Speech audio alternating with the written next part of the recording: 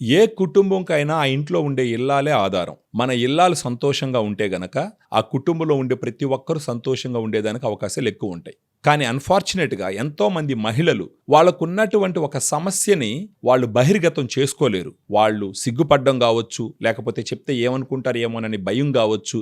అందువల్ల వాళ్ళలో వాళ్ళే ఇబ్బంది పడుతూ ఉంటారు. ఆ సమస్య ఏంటి అంటే వెజైనల్ ఇన్ఫెక్షన్స్.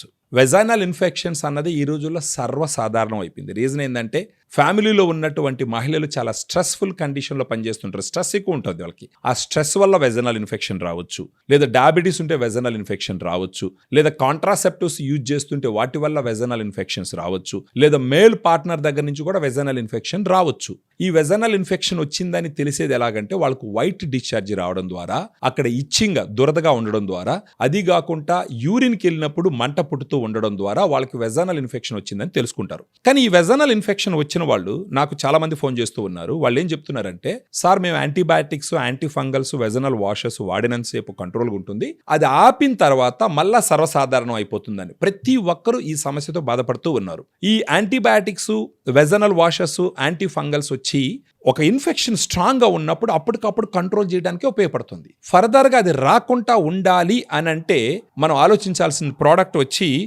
ఫెమిడిలైట్. ఈ ఫెమిడిలైట్ అనేది వెజైనల్ ప్రోబయాటిక్. దీంట్లో 2 స్ట్రెయిన్స్ ఉంటాయి. ఈ 2 స్ట్రెయిన్స్ యుఎస్ నుంచి ఇంపోర్ట్ చేయడం జరిగింది. ఈ 2 స్ట్రెయిన్స్ అక్రాస్ ద గ్లోబ్ వచ్చి 20 ఇయర్స్ నుంచి వాడుతూ ఉన్నారు. చాలా క్లినికల్ ట్రయల్స్ ఉన్నాయి. వీటి ఎఫికసీ చాలా స్ట్రాంగ్గా ఎస్టాబ్లిష్ అయింది, సేఫ్టీ కూడా ఎస్టాబ్లిష్ అయింది.